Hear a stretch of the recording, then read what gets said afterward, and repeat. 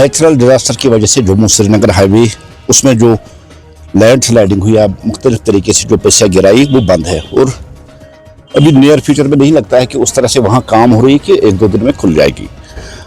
मैं MC government से गुजारिश करूंगा, उमर साहब से गुजारिश करूंगा कि जो लोग वहाँ फंसे हैं उनको रिलीफ दिया जाए, उनको खाना दिया जाए, क्योंकि वहाँ हज़ारों की तादाद में भी लोग बंद पड़े हैं, फंसे हुए हैं, सैकड़ों की तादाद में गाड़ियाँ फंसी है। वार फुट बेस पे वहाँ कार्रवाई करनी चाहिए, और जो फंसे हुए लोग हैं उन लोगों को निकालो। और सबसे पहले जो लोग फंसे हुए वो रास्ते में फंसे, उनके पास कोई खाने पीने का कोई इंतज़ाम नहीं है, पानी का कोई इंतज़ाम नहीं है।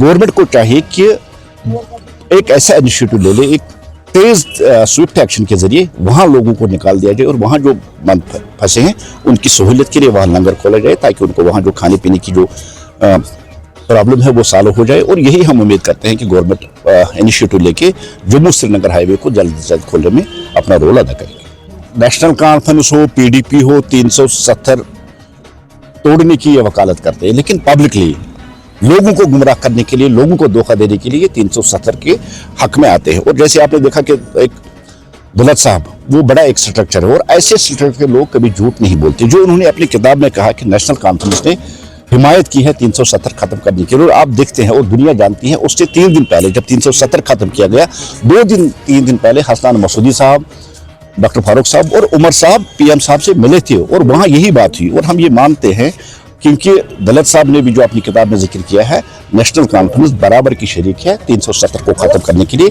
लेकिन अब कश्मीरी लोगों को जिस तरह से 70 साल से वो धोखा दे रहे, करने और कथनी में उनकी फर्क है, आज भी उन्होंने वही किया। लेकिन नेशनल कॉन्फ्रेंस बराबर शरीक है, जिस तरह से भारतीय जनता पार्टी का एक स्टैंड रहा है कि हम 370 खत्म करें, और हमने 370 खत्म किया। लेकिन नेशनल कॉन्फ्रेंस के पास डबल स्टैंड है, वो 370 खत्म करने के लिए प्राइवेटली सपोर्ट करते हैं, लेकिन पब्लिक ही कश्मीर में आकर वो कहते हैं कि 370 वापस लाए, वो मर चुका है, खत्म हो चुका है। और उस मरे मुर्दे को कफन पहनाने में नेशनल कॉन्फ्रेंस का भी बहुत बड़ा रोल है।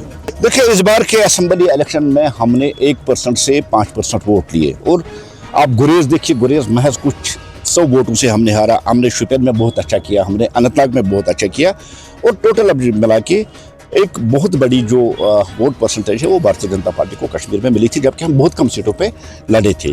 तो जिस तरह से आने वाले, चाहे वो म्यूनसिपल इलेक्शन हो, चाहे वो पंचायत राज के इलेक्शन हो, भारतीय जनता पार्टी पूरी तरह से गैरअप है। और इस गैरअप के तहत आपने देखा कि आज हमारे पार्टी के सीनियर लोग लतीफ़ साहब, शफी साहब, नज़ीर साहब और दूसरे लोग आज यहाँ आए थे। बेसिकली सारी ये प्रोसेस जो हो रही है, इलेक्शन की प्रोसेस हो रही है, भारतीय जनता पार्टी ने कमर कस लिया, हम इलेक्शन के लिए तैयार हैं।